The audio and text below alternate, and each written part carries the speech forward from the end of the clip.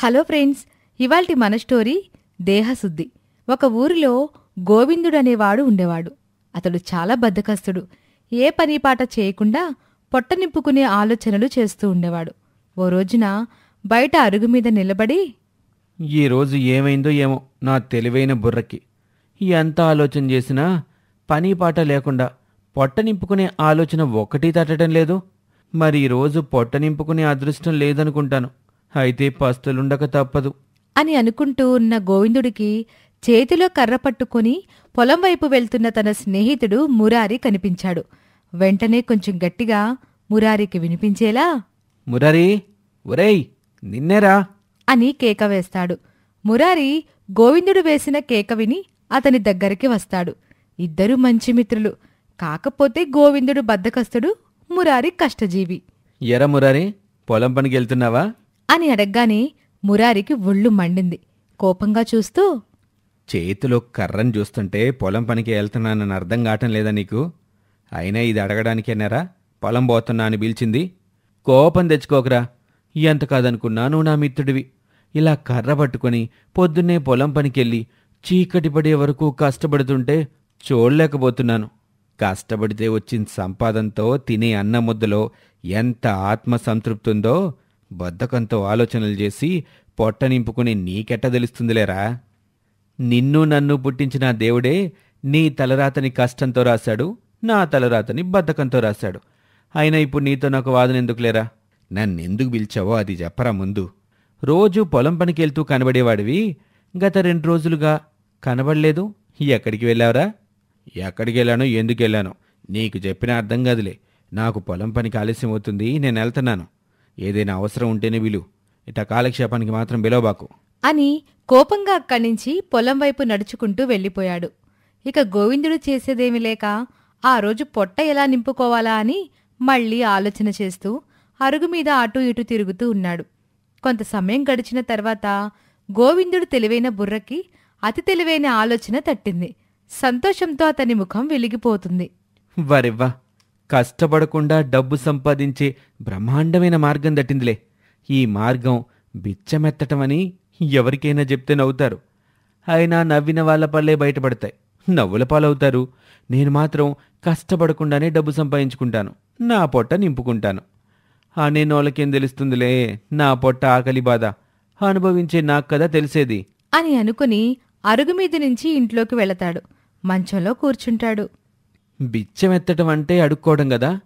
నేను ఎలా అడుక్కుంటే ఎక్కువ డబ్బులొస్తాయి అని ఆలోచన చేయసాగాడు గోవిందుడు. కొంత సమయం గడిచిన తర్వాత, హా, గుడ్డివాడి వేషంలో అడుక్కుంటే ఎక్కువ డబ్బులొచ్చే అవకాశం ఉంది.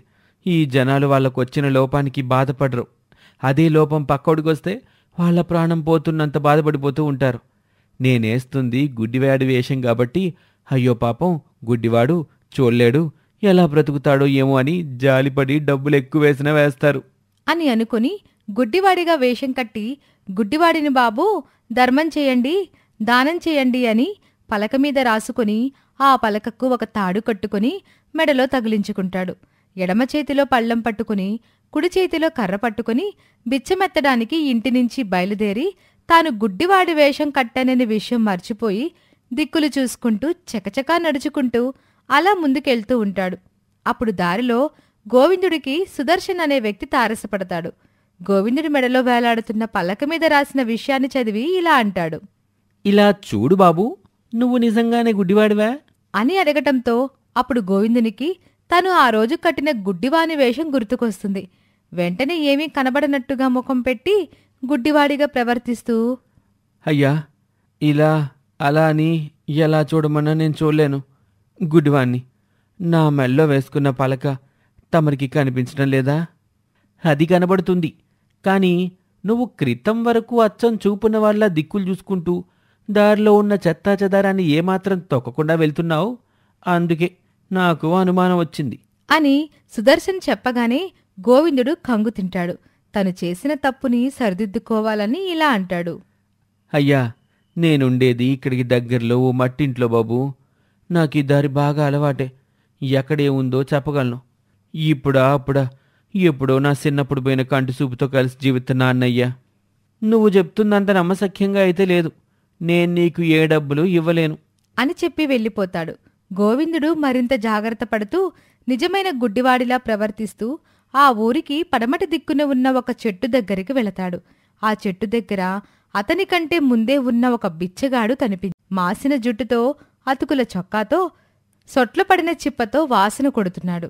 గుడ్డివాడిగా వేషం కట్టిన గోవిందునికి ఆ బిచ్చగాడి వాలకం నచ్చలేదు. కాని ఆ బిచ్చగాడి చిప్పలో ఉన్న చిల్లర డబ్బులు కనబడగానే సంతోషం వేసింది. హాహా, ఏమి నా అదృష్టం!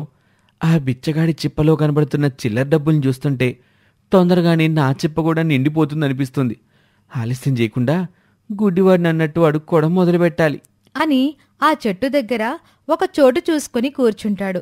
ఆ దారిలో అటూ ఇటూ వెళ్తున్న వాళ్లకి తనకు గుడ్డివాడిననే విషయం అర్థం కావాలని, ధర్మం, దానం ఎక్కువ చేయాలని తన మెడలో వేసుకున్న గుడ్డివాడిననే పలకని 2 చేతులతో పట్టుకొని ఎత్తి చూపిస్తూ ఉంటాడు.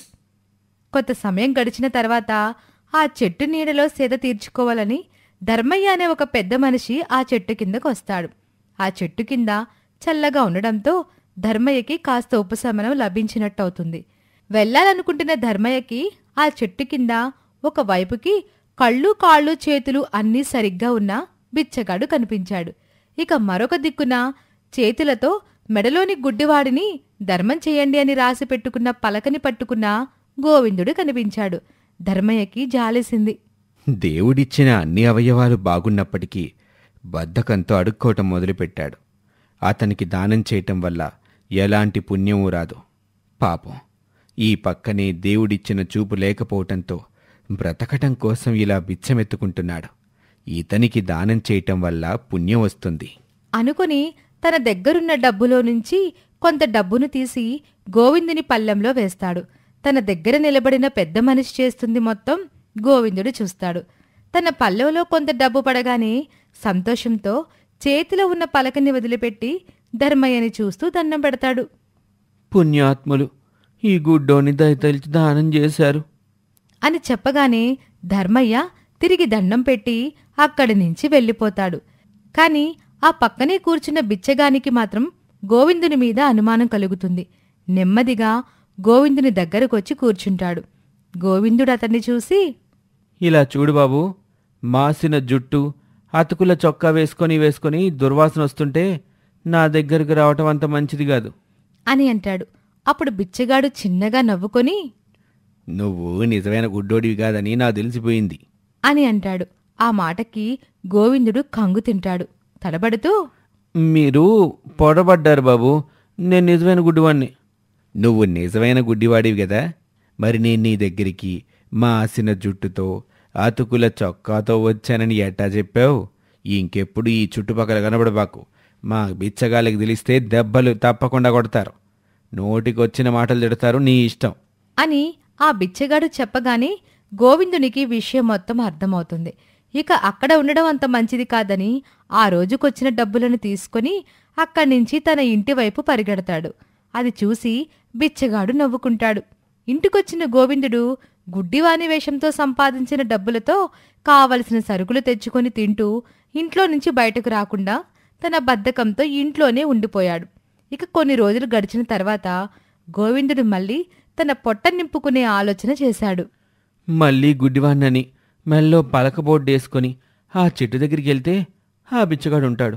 వాడు కోపంతో తన వాళ్ళకి చెప్తే, వామ్మో వద్దు, ఈసారి గుడ్డివాడి వేషం కాకుండా మోగవాడి వేషం వేస్తాను. మరో చోట అడుక్కుంటాను. అక్కడికి ఆ బిచ్చగాడు రాడు, నన్ను గుర్తుపట్టలేడు అని గోవిందుడు ఆలోచన చేసి ఈసారి మూగవాడిని ధర్మం చేయండి, దానం చేయండి అనే బోర్డుని మెడలో వేసుకుని నలుగురు తిరిగే చోట అడుక్కుంటూ ఉంటాడు. ఆ దారిలో ధర్మయ్య వెళ్తూ ఉండగా గోవిందుడు కనిపిస్తాడు. అరే, ఇతను గుడ్డివాడు కదా, ఇక్కడికెలా వచ్చాడు అని గోవిందుడి దగ్గరికి వస్తాడు ధర్మయ్య. గోవిందుని మెడలో ఉన్న బోర్డుని చదువుతాడు. ఏంటయ్యా ఇది? కొన్ని రోజుల క్రితం గుడ్డివాళ్లాగా మెల్లో బోర్డేసుకుని కనిపించావు. ఈరోజు మళ్ళీ మోగవాడినని బోర్డేసుకుని అడుక్కుంటున్నావు. ఇంతకీ నువ్వు మోగవాడివా గుడ్డివాడివా అని గట్టిగా నిలదీశాడు. దాంతో గోవిందుడు నిజం ఒప్పుకోక తప్పలేదు. అయ్యా, ఆ రోజు నేను గుడ్డివాణ్ణి, ఈరోజు మూగవాణ్ణి. ఏ వాణ్ణైనా ఎలాంటి వాణ్ణైనా అడుక్కోవడమే కదా బాబు నేను చేస్తున్నాను అడుక్కోవటమే చేస్తున్నావు. కానీ నీలాంటి వాళ్ళ వల్ల నిజమైన బిచ్చగాళ్ళను కూడా అనుమానించాల్సొస్తుంది కదయ్యా అని కోపంగా అక్కడి నుంచి వెళ్ళిపోతాడు.